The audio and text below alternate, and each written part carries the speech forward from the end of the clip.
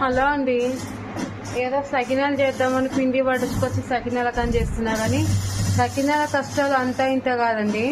పెద్ద ఏదో పోట్ల గిత్తల ఊరికి సకినాలు చేస్తా అని, కానీ నాకైతే సకినాలు చేయడం రావట్లేదు. చూడండి మా సకినాల కష్టాలు ఎలా ఉన్నాయో. ఇదిగోండి చూపిస్తాను.